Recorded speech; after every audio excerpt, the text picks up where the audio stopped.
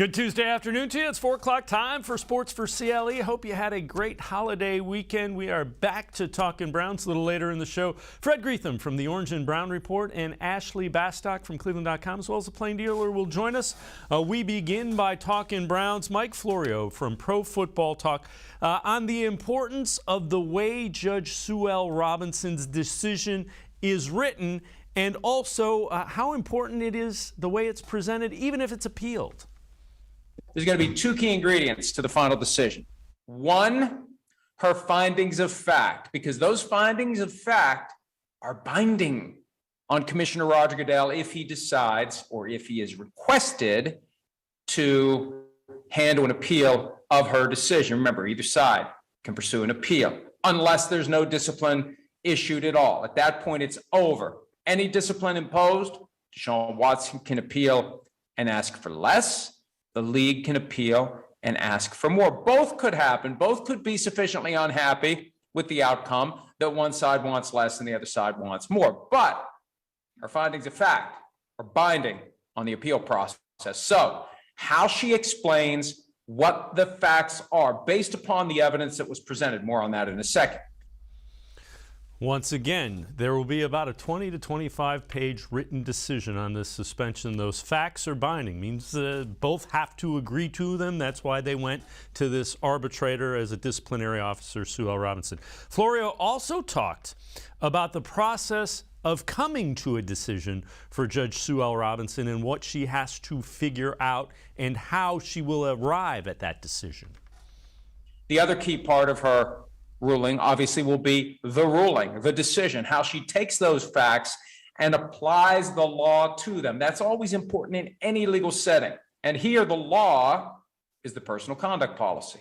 What is prohibited under the personal conduct policy as reflected by how the conduct policy has been applied in the past, whether it is a finding of evidence of some form of sexual assault or whether she decides that there's been a violation of the general catch-all prohibition on any conduct that undermines the integrity of the NFL, the league, or any of its member teams. That is a very broad prohibition that possibly applies to Deshaun Watson. So she determines the facts, then she applies the personal conduct policy to the facts, and she reaches a decision.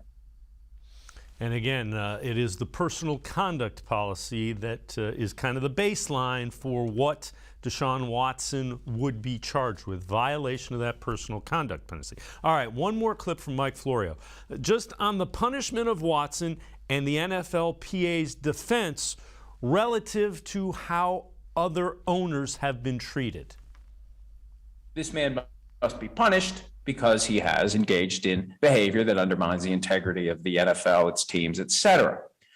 That's when this issue of proportionality comes into play. Robert Kraft, owner of the Patriots, very different case. No accusation of rights. That was the centerpiece of Robert Kraft's defense, and the case was dismissed. But he was still charged with solicitation, with a massage becoming something more than a massage. And as we reported last night, the league acknowledged that its security department investigated the Kraft situation, and ultimately Kraft was not punished.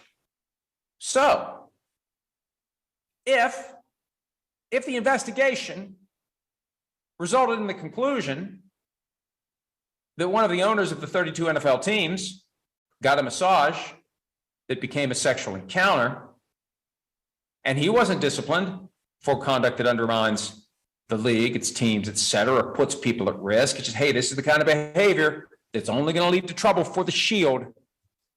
We better punish anyone who engages in this kind of behavior. If you didn't punish Kraft for it, and the policy says owners are held to a higher standard, how do you punish Watson? How do you do it? And with that, let's welcome in Jeff Risdon from BrownsWire.com. Jeff, it's important to note Mike Florio has not been on the side of Deshaun Watson. He has come out pretty heavily on the league side. And that last question's a really valid question, and I think that's the heart of the NFLPA's defense of Watson. And it's what a lot of us are wondering too, as fans and in the media. How can you punish Watson for doing what he may have done when you know that Robert Kraft did what he did? Now, that obviously that doesn't dismiss what the allegations are against Deshaun, but these were proven. Like, it was on tape. That's actually why he got off, was because it was on tape without authorization of having the tapes there. But it's very it's dicey for the NFL to do that, to punish Deshaun for what he is accused of and not do Robert Kraft and what he actually did. And that's going to be that's no matter what Sue L. Robinson rules, and we'll talk more about what she may or may not rule in just a second here. That's something that a lot of fans are going to wonder about and shake their heads at. Like, why Deshaun? Is it because he's a player versus an owner, even though the owners are allegedly held to a higher standard, although we're certainly not seeing that with the Washington Commanders at this point. The Texans certainly have some culpability in that. If their ownership is guilty of what the lawyer for the women who are accusing Deshaun is being truthful, Tony Busby has a lot of dirt on the Texans organization too. What's going to happen to them if Deshaun winds up getting punished? There's a lot of ripple effects to that. And I think that, Florida, it's a great question. And the plain fact is we don't quite know yet how it's going to get ruled. And that's what we're waiting for. I'm guilty as I thought they were going to have a Friday news dump before the holiday weekend. I'm like, oh, they're going to slide a suspension at like 4:00 and everybody's going to go. And that's how they're going to bury it. They turned out not doing that. And it looks like next week is actually when the next presentation will be of the legal briefings or whatever. I can't keep track of it all. It just keeps on going and going on. It's not ending. And you're right though. The point that you made about Florio, he has been a guy who has been very consistently, I don't want to say anti-Watson, but has been very pro-punishment. And for him to ask the question the way he did, and remember, he does have a legal background. It's been a few years since he's used it, but he does have a legal background. This is a guy that he knows what he's talking about when he's going with the legal parameters there. It's a very fair question to ask, and you better believe that not only are fans going to ask that, but Andrew Berry's going to ask that. Deshaun Watson's going to ask that. The teammates are going to ask that. There are some players on other teams who are going to wonder why the owners can get away with things that the players can't when, as you noted, the owners are supposedly held to a higher standard. And if that doesn't happen here, that's going to cause some fur to fly. Yeah, and Jeffrey Kessler, the attorney who is representing Watson for the league, has a history of dealing with the NFL, and they probably don't want to hear what he's going to make. You can be sure that's been the point. All right, before we go to break, let's head to the voicemail of Truth and Reason. Everybody wants to talk about the Deshaun Watson situation. Yes, this is for Sports for Cleveland. I'm calling concerning Deshaun Watson.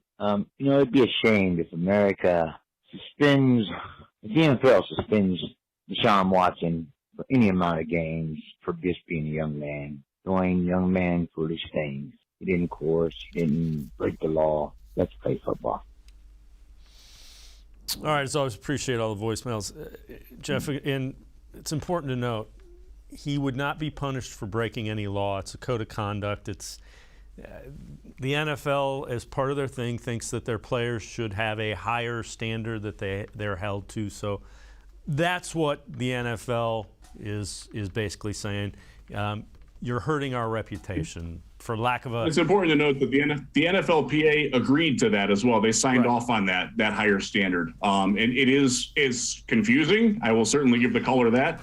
It's a little perplexing that, especially when you have the vagaries that we're dealing with here with the Deshaun case and what happened, what didn't happen, what may have happened, how it was interpreted, how it was reacted to. It's a very unfortunate situation all around. It's unfortunate that the Browns have interjected themselves into it. I know a lot of fans are still very upset that this whole thing is going on while he's in Cleveland and that they're paying him $240 million while all this is going on. That's rubbed a lot of people the wrong way, and I cannot say that you're wrong in feeling that way. But just remember, it's the Browns organization took a very calculated risk here, and they have a very strong belief in it. And their belief is, I think what the caller is insinuating, is that he was found not guilty or not even charged in a court of law that should be good enough for the NFL. And that's, I think, the presumption that the Browns are going on here. And if that doesn't work, that's a monumental, egg all over your house, man. And I don't think they expect that. And quite honestly, based on how Florio has talked about, and based on what we've heard from a few other sources, Dave, you and I know about this. We hear things that, it's going to be tough for them to suspend him indefinitely. This isn't one of those situations, but just the thought that he could be gone for more than 6 or 8 games, it seems out of reach to me. It seems like the NFL would be going further than what you would be expected and what would be accepted by the NFLPA. And again, as you brought up, they don't want to deal with Jeffrey Kessler in the court of law. They don't want to have to go to the binding arbitration, because if they lose that, then they look really bad. And then that also throws in, we talked about it last week, the whole CBA that's been agreed to is something that's, then that gets tossed into the air. And that's something that neither party wants. So it's, again, there's a lot that still has to be resolved, but it seems like it's pretty close to, we're going to hear something in the next few days, and hopefully we'll be able to progress and talk about actual football. Yeah, we'll do that on the other side of the break. Again, the briefs have to be filed by the lawyers next week, and then Sue L. Robinson kind of has to pore over them and then write her decision, which is expected to be over 20 pages. So it may be another 2 weeks, but we'll eventually have some form of closure there, or at least something. It'll move to the next step in the process. Let's put it that way. Jeffrey Risdon and I are going to step aside, take a quick time out, other side of the break. We're going to talk some NFL football, huh? No legal cases. Who has the most expensive offense in the NFL? We'll tell you on the other side of the break. Sports4CLE will be right back.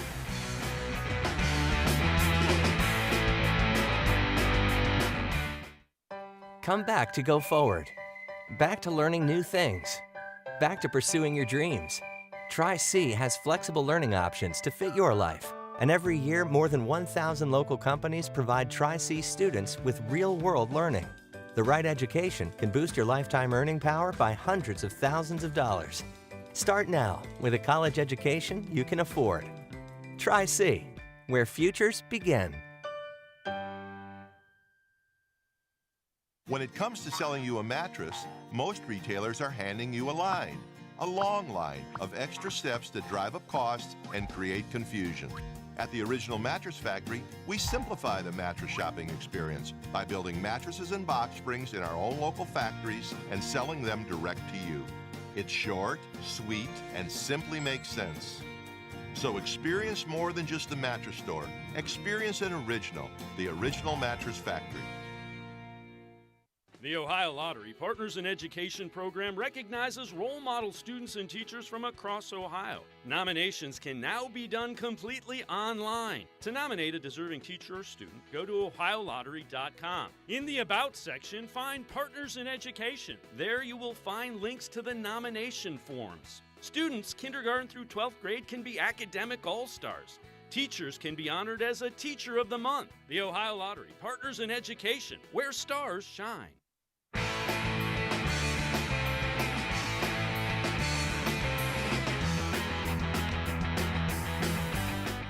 We continue talking Browns with Jeff Risdon from BrownsWire.com. All right, this is from Sharp Football.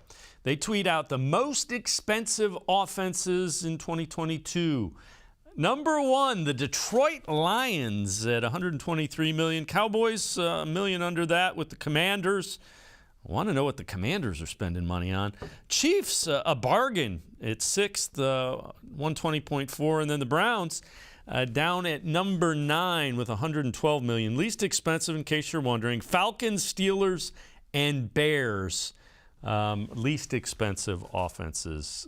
Jeff Risdon, you surprised? I was surprised to see that so much money was going to the Lions offense, but I guess Jared Goff's taken a huge chunk of that. Yeah, he is. The Detroit Lions. For those of you who don't know, I do actually cover the Detroit Lions as well. I run the Lions Wire as well as the Browns Wire. It's complicated. They are not a good offense. Don't mistake the spending for goodness there. So a lot of it, though, is contextualized in that they are paying Jared Goff a lot of money this year. They had a ton of dead money. They paid over $160 million to players who did not play for the team last year. All that dead money is gone. So as a result of that, they actually shifted some money to get forward this year. So Taylor Decker, the left tackle, got a huge extension. Frank Ragnow, the center, arguably the best in the league, got a big extension. And they lumped those payments together this year to sort of get that, the python swallowing the deer. Well, they're getting the deer through the jaws right now. And then they'll have a lot of money to spend after. But yeah, it's a little odd. And then look at the bottom. Can you put the graphic back up for a second? Because look at those bottom 5 spending teams. You would be hard to find anybody that doesn't think that those are 5 of the 6 worst teams in football this year. Yeah. And the discrepancy between how much the Lions, who, by the way, will not be a great offense, they'll be average, I think. They won't be as good as the Browns if Deshaun plays and if everybody stays healthy. I think the Browns have a better offense than that. Especially with Chubb and Hunt and everything. But, you're sort of getting what you pay for there. And it's an offensive league. You do not win in this league without having an offense that can go out and outscore the opposing defense. You look at those bottom teams there, not one of them has that. And that's why they're at the bottom. And that's why it's pretty easy to see those teams being the dregs of the league this year. And yes, I do include Pittsburgh there. They don't scare me at all, folks. The Browns at 9th, when you look at the offense, you got Amari Cooper, you have Nick Chubb, you have Kareem Hunt, you have a really strong offensive line. It's a nice job of managing the salary cap by the Browns front office. And people are probably sick of hearing me say that, but to have and the fact that they were able to pay, they paid David Njoku what they did. They paid some of these other guys, and they've got the slotting for it. They have a really good accounting team. Whoever was there got an A in accounting in college, better than I did. But that's why they're running the team, and that's why I'm talking to you. 9th highest paid, and you've got one of the best offensive linemen. You've got an elite quarterback in Deshaun Watson. You've got Chubb and Hunt. So they're doing their job there where the salary cap comes. All right, this is from touchdownwire.com. Top safeties of 2022. And there will be some familiar names in this. The top one is Jordan Poyer, former Brown of the Buffalo Bills, played mostly special teams when he was here. Justin Simmons, Devin McCourty, Jimmy Ward, Antoine Winfield Jr. Round out the top 5. The Browns' John Johnson III wasn't on the list, and he didn't even make the honorable mention. And I think when you look at that, Jeff, John Johnson's one of the better safeties in the league. They didn't figure out how to use him until about week 6 or 7 last year, I think. Exactly right. He's being punished for the sins of the entire defense at the beginning of last year. It took a while for Joe Woods to figure out what he had and how to put all those pieces together. Once he did, I think you put John Johnson up there, certainly with and look, I love Antoine. I feel like he's a baller. But Johnson is that kind of guy. And just back to Jordan Poyer for a quick second. He was a guy that a lot of us were looking at like, there's something here. Let's give this a little time. And it just didn't work out in Cleveland. It was not his fault, by the way. He's blossomed, and God bless him. He's a good dude.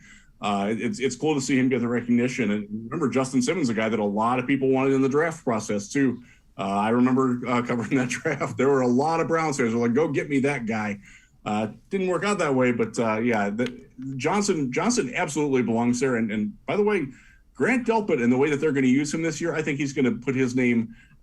He might not be the most stable player, but I think he's going to give you a lot of big splash plays, and that tends to be what gets your name on lists like this. So keep an eye for Grant Delpit on this sort of list next year. All right, before I let you go, let's run one trade idea by you, and it's from the Bleacher Report. 49ers trade Jimmy Garoppolo to the Browns for Baker Mayfield. Now, let's assume for a minute, and I don't think this is going to happen, let's assume Deshaun Watson does not play for the entire season. So Watson, worst case scenario, gets the 1 year suspension. Do you make that trade if you're Andrew Berry? I don't, and some of it is the fact that Garoppolo's injury timeline is behind Baker's. He's still hurt. He might not be able to pass a physical at this point. Like they're legitimately concerned. Why do they want to get rid of him? Because he can't ever stay healthy. You go back to even before he played for them. When they signed him, he got hurt. He's got a major durability issue. So I don't want anything to do with that, not even as a 1 year rental. Because if you're counting on that, remember, this is a Browns team that should expect to be in the postseason, no matter who's playing quarterback, as long as it's not bad. And if you're banking on Jimmy Garoppolo to come in and be a guy who can guide you to 6 starts, he might only make 3. That's sort of his history. Look, he's a really good-looking guy. He's charismatic. His Subway ads are awesome. I can't make that trade. Jeff Risdon, BrownsWire.com. As always, Jeff, thanks so much for the time and the insight. Appreciate it very much. My pleasure. Thanks. All right, Jeff Risdon, make sure you read him, BrownsWire.com. We're going to step aside, take a quick time out. We continue talking Browns. Fred Greetham, senior analyst for the Orange and Brown Report, straight ahead on Sports4CLE. Stay with us. When it comes to selling you a mattress, most retailers are handing you a long line of extra steps that drive up costs and create confusion. At the Original Mattress Factory, we simplify the mattress shopping experience by building mattresses and box springs in our own local factories and selling them direct to you. It's short, sweet, and simply makes sense. So experience more than just a mattress store. Experience an original, the Original Mattress Factory. The Ohio Lottery Partners in Education program recognizes role model students and teachers from across Ohio. Nominations can now be done completely online. To nominate a deserving teacher or student, go to ohiolottery.com. In the About section, find Partners in Education. There you will find links to the nomination forms. Students kindergarten through 12th grade can be academic all-stars. Teachers can be honored as a Teacher of the Month. The Ohio Lottery Partners in Education, where stars shine. The Greater Cleveland Sports Hall of Fame celebrates the star athletes and notable sports figures who were born or have made their home in Greater Cleveland. It tells the story of discipline, commitment, perseverance, sportsmanship, and excellence in achievement. It encourages and inspires those who believe in sport and its direct impact on the well-being of our community. Go to clevelandsportshall.com or follow us on Twitter at GCLE Sports HOF for more details.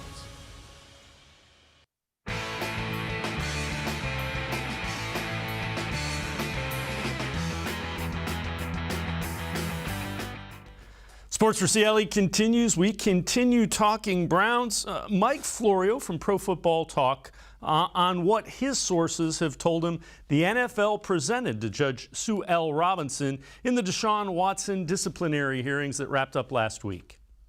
My understanding is, and this comes from a person with knowledge of the proceedings, no evidence of any violence committed. No evidence of any threats of violence, no evidence of any coercion, no evidence of any duress, no evidence that would constitute assault or battery or anything that would trigger that 6-game baseline suspension. There's a 6-game baseline suspension that was one of the products of the Ray Rice situation, where the NFL beefed up the personal conduct policy and created that 6-game suspension as the not minimum, but baseline. It can go down, it can go up based upon mitigating or aggravating factors, but it's a baseline of 6. If you don't have any evidence of any assault, any violence, anything that would fall into that category, the 6-game minimum suspension doesn't apply as to any of the individuals. None of them. You've got 5 different cases that were brought to Judge Robinson. If you have no evidence of assault in any of them, you don't have a 6-game baseline suspension for any of them. So, and I'm approaching this very logically.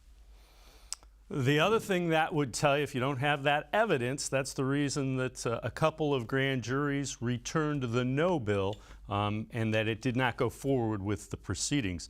Mike Florio also talked about how the suspension will be different than what we have heard in the court of public opinion. That's what happens. You've got the allegations that are made. You've got the court of public opinion that reacts. But then at some point, somebody wearing a black robe has to decide what is the law and what are the facts and how do they intersect.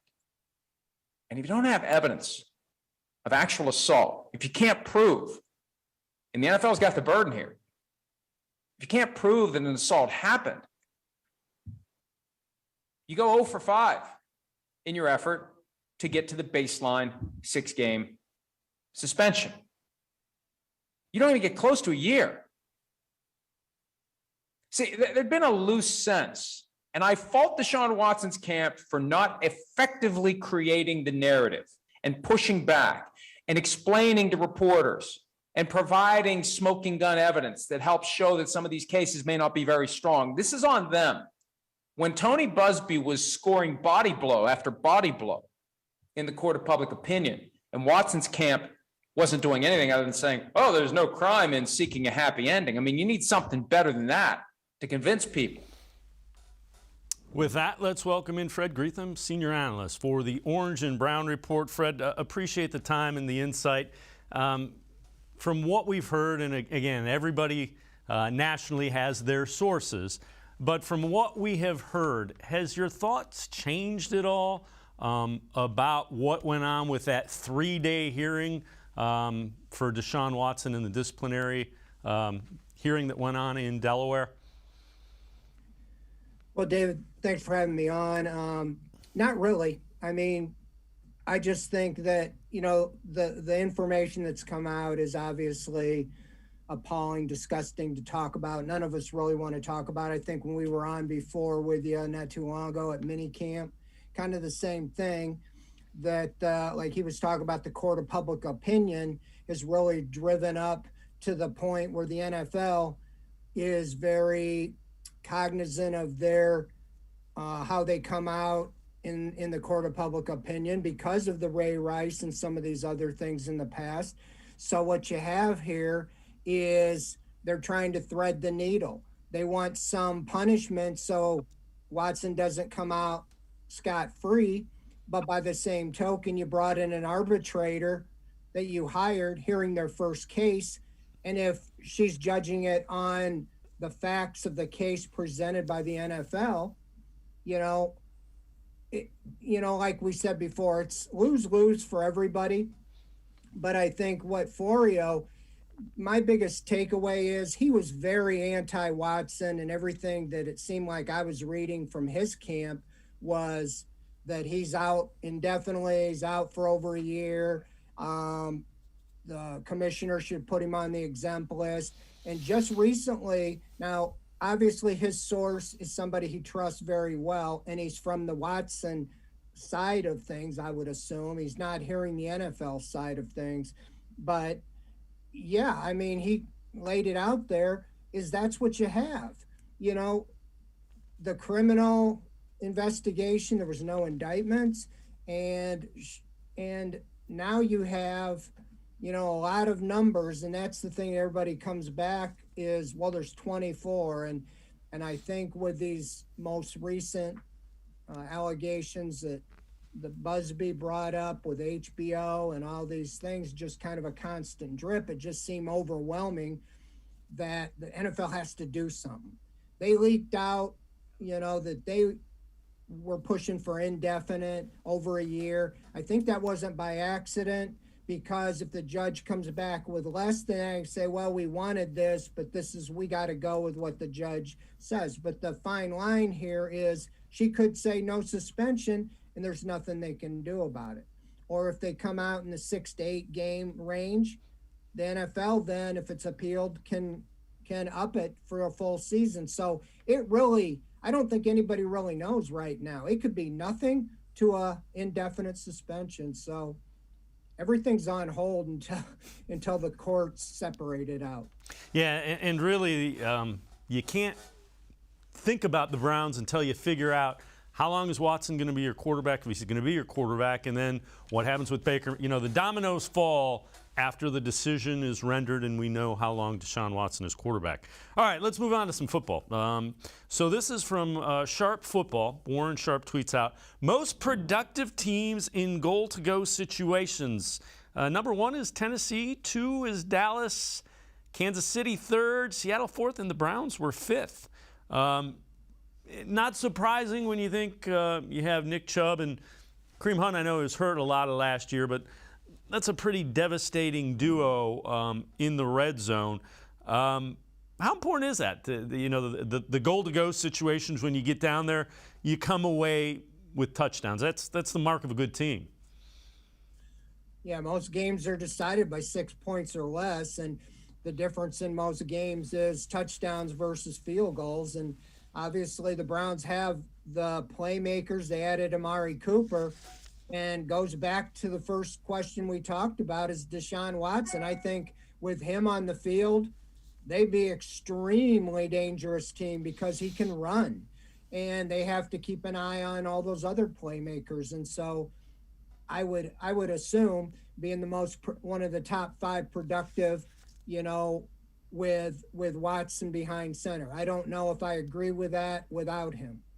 Yeah, that's fair. And keep in mind, that was with Baker Mayfield as the quarterback last year. So that was based on last year. Okay. I think it's probably a smaller sample size because the Browns did not get into goal-to-go situations as often as they would have liked. But yeah, I'm with you. The running backs make a huge difference. Fred Greetham from the Orange and Brown Report. Now I'm going to step aside, take a quick time out. Other side of the break, we'll head to the voicemail of truth and reason. Also, check out some trade candidates for the Browns ahead of training camp. Sports for CLE. We'll be right back. Stay with us. Come back to go forward. Back to learning new things. Back to pursuing your dreams. Tri-C has flexible learning options to fit your life. And every year, more than 1,000 local companies provide Tri-C students with real-world learning.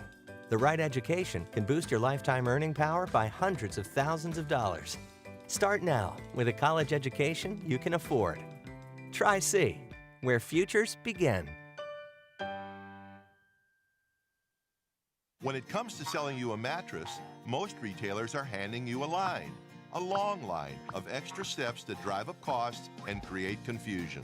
At the Original Mattress Factory, we simplify the mattress shopping experience by building mattresses and box springs in our own local factories and selling them direct to you. It's short, sweet, and simply makes sense. So experience more than just the mattress store. Experience an original, the Original Mattress Factory. The Ohio Lottery Partners in Education program recognizes role model students and teachers from across Ohio. Nominations can now be done completely online. To nominate a deserving teacher or student, go to ohiolottery.com. In the About section, find Partners in Education. There you will find links to the nomination forms. Students kindergarten through 12th grade can be academic all-stars. Teachers can be honored as a Teacher of the Month. The Ohio Lottery Partners in Education, where stars shine.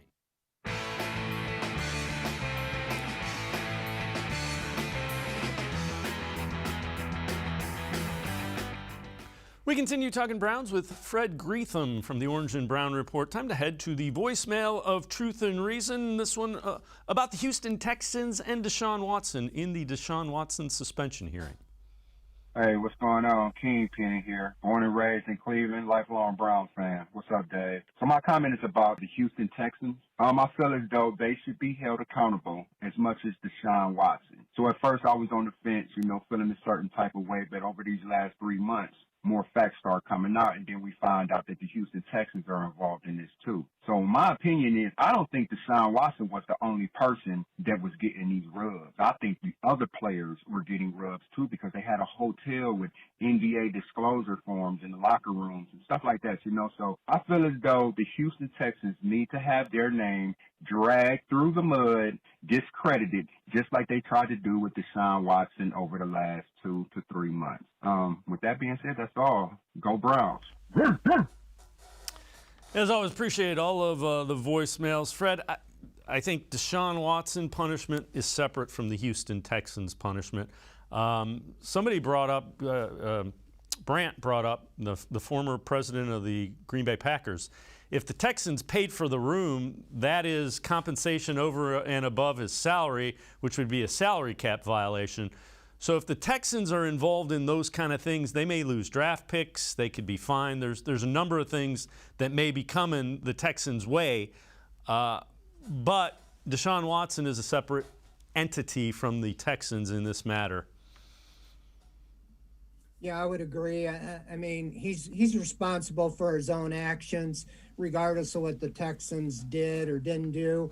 And I think the lawyer brought them in, maybe to put even more pressure, obviously, much deeper pockets. As much money as Deshaun Watson is going to have, the Houston Texans and the NFL has much more. So I don't try to be a lawyer.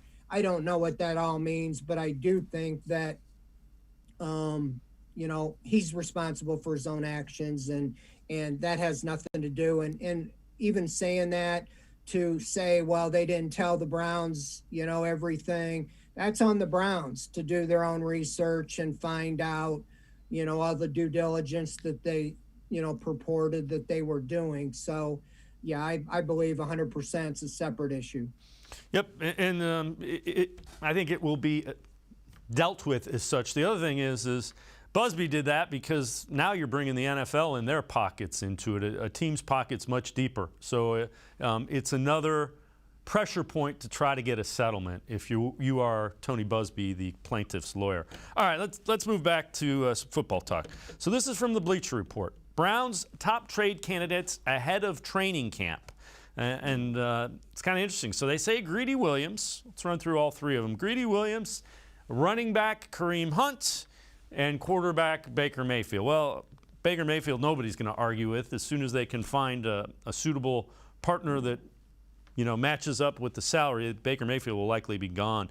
I'd be surprised if they traded Greedy Williams. I know he may play himself out of their ability to sign him to a contract after this year, but they like having a lot of cornerbacks, do the Browns.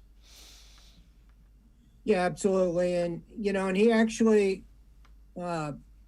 pleasantly surprised me last year because coming off, that's a pretty serious issue when you have a nerve issue in your shoulder. And I thought he played pretty well and he was able to step in.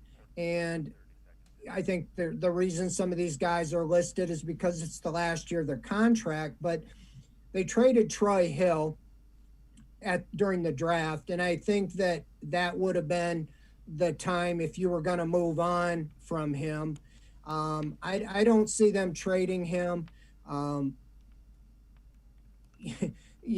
don't know the value because he's still got some questions coming off that injury. He's not been durable.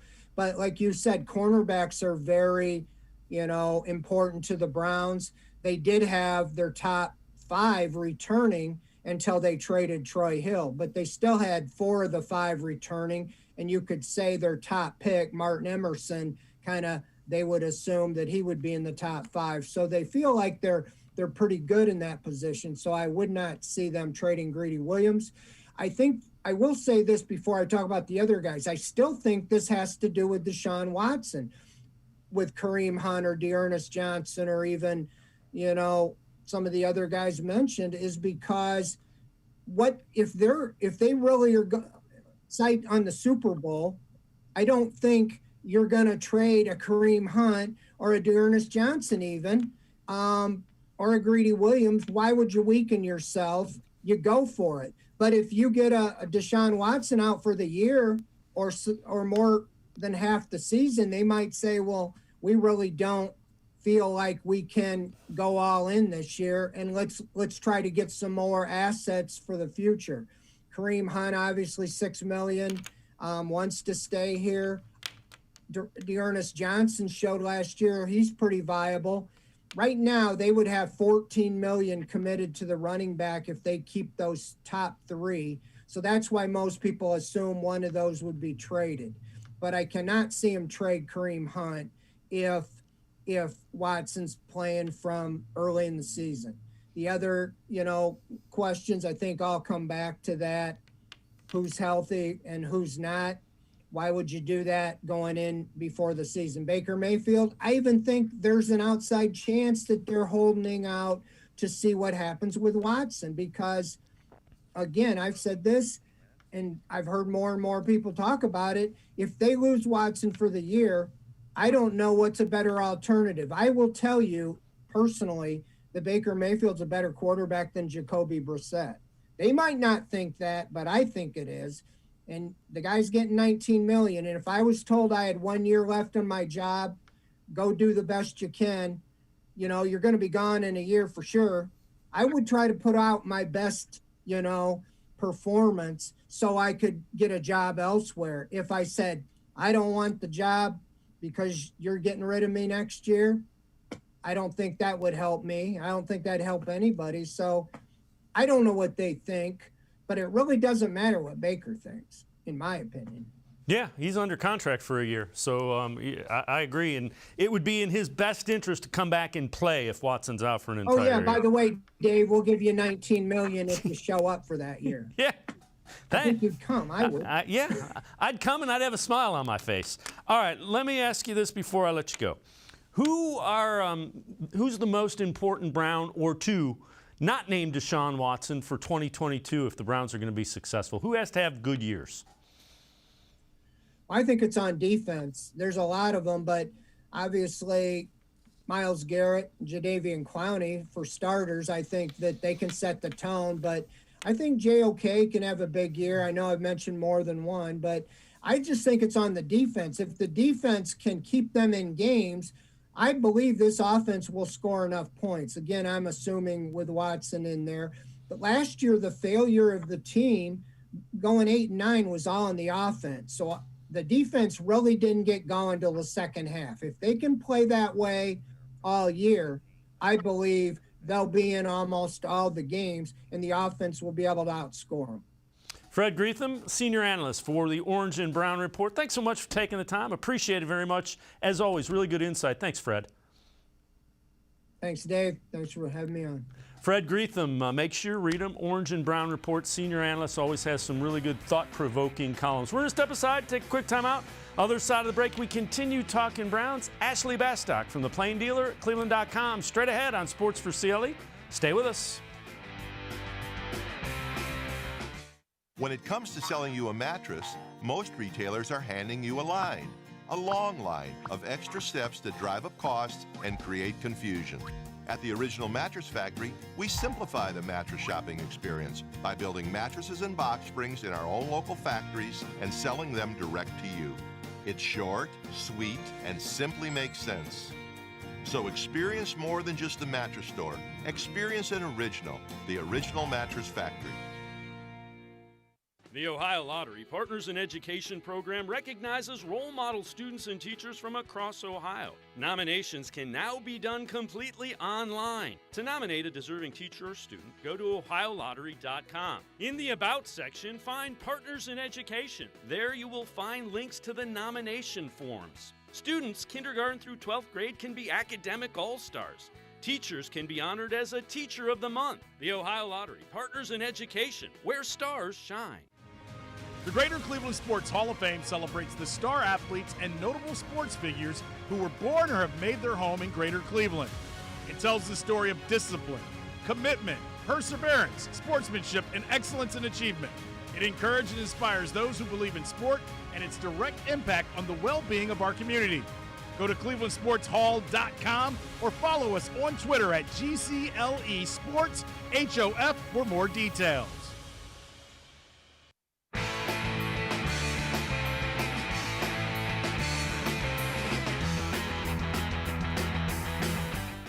Welcome back to Sports4CLE. We continue talking Browns. Skip Bayless, Shannon Sharp on FS1's Undisputed on how the length of Deshaun Watson's suspension and when it comes down could very well affect what the Browns are thinking with Baker Mayfield. The most beneficial partnership would be for Baker to play one more year for the Cleveland Browns, because it has come clear to me that I'm pretty sure Deshaun is not going to be allowed to play next year. I'm not so sure anymore, Skip. I was thinking I was on your side, thinking it was going to be a year. I'm not so sure anymore. Now, okay, I need to know that first. That's going to be the first piece to this puzzle, the first domino to fall. Right. Is Deshaun gone for only 8 games or 12 games or 17 games? I need to know that. But if it is all 17, which I think it has a chance of. Yes, absolutely. Okay. If it's all 17, then what better situation for Baker to reprove himself, because clearly tore his labrum and fractured his shoulder in game 2 last year, and he was horrible. I'm the first to say, and you said he shouldn't have played at all. No, he should not have. But he put the bad tape out there. He's got to live with the bad tape. He's got to live with what he didn't do last year. So why would you wind up with Carolina? They're going to be the worst team in the league. Mike Sando and the Athletics said this is the worst place for Baker because it's a disaster waiting to happen. The plug's going to get pulled on the whole franchise by the owner. Baker doesn't want to get caught in the middle of that. Let's welcome in Ashley Bastock from the Plain Dealer as well as cleveland.com. It's a really interesting point about the situation for Baker Mayfield. It is, and I've said before on our Orange and Brown Talk podcast, like, in a vacuum, this isn't the craziest idea, right? Like, Baker Mayfield does have something to prove. He's a player that's looking for a contract extension. And if no other team wants him, it's easy to kind of get down that train of thought. I should say, if no other team wants him in a trade, to why shouldn't he play for the Browns if Deshaun Watson is out for an extended period of time? I think most people look at the Browns roster and think, well, if Baker Mayfield's still there, he might give you a better chance to win some games, get in the playoff hunt than Jacoby Brissett does. But I think just at the end of the day, too many things have happened for Baker Mayfield in Cleveland on both sides. Last year we saw Baker Mayfield sort of publicly criticizing Kevin Stefanski, of course, around the time of the Deshaun Watson, when the Browns first went to go and talk to Deshaun Watson, when they were still in that recruitment phase of him. Baker Mayfield requested a trade as well. And, I think there was stuff that was supposedly coming out of the Browns building, a lot of rumors and things like that, that, true or not, Baker Mayfield really latched onto. So at the end of the day, I think in a vacuum, this idea seems feasible. But because of the real world things that have happened and maybe some of the feelings that or egos that have been bruised, it's just not realistic at the end of the day to think we're going to see Baker Mayfield taking a snap in a Browns jersey again. Yeah, I would agree with you. It could explain, though, why you wait. It would be prudent to wait until you know exactly how long the suspension is to trade him. Because once you trade him, you can't get him back. If you trade him ahead of the suspension and then Deshaun Watson suspended, you can't undo the trade. Right, and it's one of those things, stranger things have happened, right? And lately I've used the example, Deshaun Watson wasn't coming to the Browns until he was a day or two later. So strange things happen in the NFL. So let's get that point out of the way. But I think too, like, the bigger problem right now is a team doesn't want to take on that almost $19 million Baker Mayfield is owed. If the Browns were to cut him, I think suddenly there'd be a lot of interest around Baker Mayfield and teams who think he might give them a better chance than the guy they currently have. But for example, a team like the Panthers, they have an almost $19 million contract with Sam Darnold right now. So would they want to add Baker Mayfield when it's basically an identical contract on top of it, and it's a guy you're only going to have for 1 year, and now you got to pay all this money on two quarterbacks who might not be the answer for you? So definitely, I think the Browns definitely have some room to get more leverage in this situation. Even if it doesn't mean Baker Mayfield is going to play here again, they need to wait and kind of strike while the iron is hot. And that's something that Andrew Berry has been really good at in the time he's been here. All right, so this is from CBSSports.com, predicting MVPs for each AFC team. And for the Browns, they go with Amari Cooper, former Dallas Cowboy wideout, had just 865 yards, but he did have a career-high 8 touchdowns last year. Just 28 years old, he can still be one of the premier wide receivers in the NFL. He's been in the league for a while, and people assume he's older. 28, so he's kind of on that prime of his career right now, is Amari Cooper. He definitely fits in that trend of younger players that the Browns like to pick up, and this is why, right? And this is why Amari Cooper kind of serves as a prime example of why when the Browns draft guys, they typically draft those young guys, because you look at him and, a guy already on the Browns, David Njoku, he's a guy that feels like he's been in the league forever, right? And he's only 25. So guys like that have so much more room to grow with their production, I think. I don't think it's unreasonable to think that Amari Cooper could be the MVP for the Browns this year, right? I think whether Deshaun Watson plays at all, whether he doesn't play at all, Amari Cooper is going to have to make some big plays. I would also throw out guys like Nick Chubb. He's going to have a big year if Deshaun Watson doesn't play. Myles Garrett, Denzel Ward on the defense. Those are all names I think you could make a really solid argument for. All right, so this is from the Bleacher Report. Future superstars at each position. Linebacker, Jeremiah Owusu-Koramoah. And Ashley, I know you've written an article about JOK and can he be an elite linebacker? What does he need to do? He was really good as a rookie. What gets him to that next level and kind of ascending towards superstardom? So I think there are a few things. Number one, he needs to improve his tackling. I think that was by far his worst grade on PFF. He was only like in the 45 range there.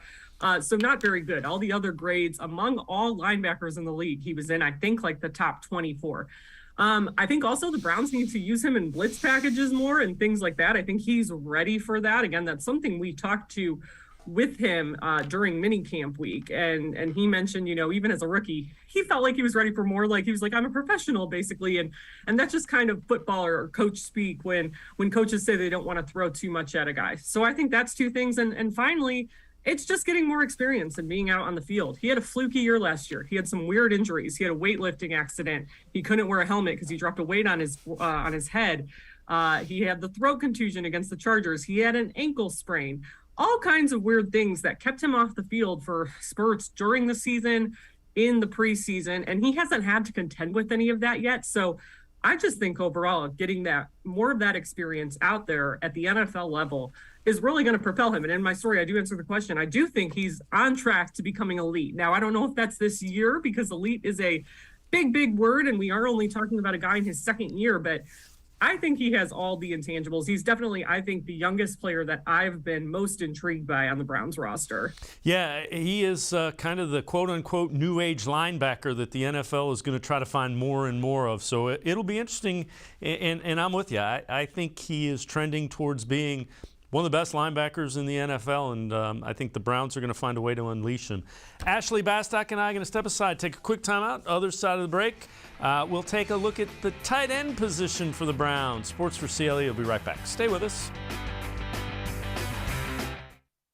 Come back to go forward. Back to learning new things. Back to pursuing your dreams.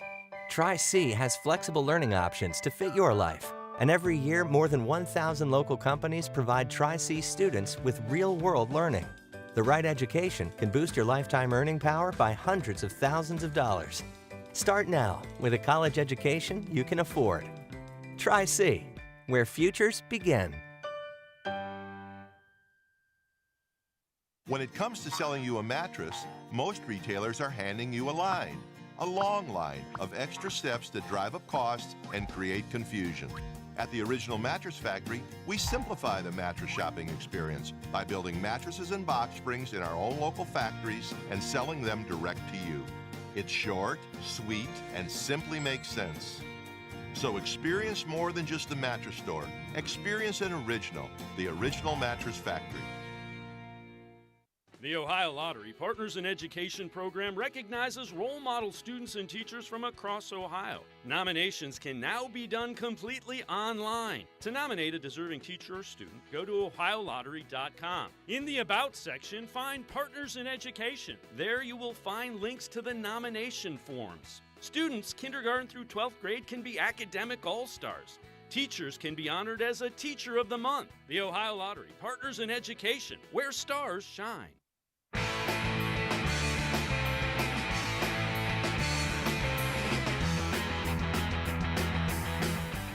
We continue talking Browns with Ashley Bastock from the Plain Dealer as well as cleveland.com. Time to head back to the voicemail of Truth and Reason. This one about a possible Deshaun Watson suspension.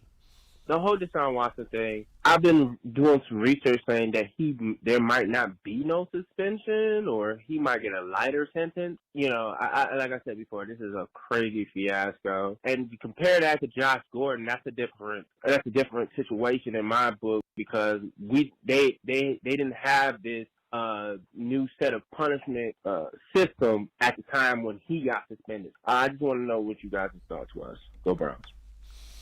All right, as always, appreciate it. Ashley, I went on record back before the hearing. I thought it would be 12 games. I think it's going to be less than that at this point. Just in hearing what, let me preface that by saying, if the reports of what the NFL has presented are true, the sources that have let that out, I think he's looking at a 6 to 8 game suspension at most.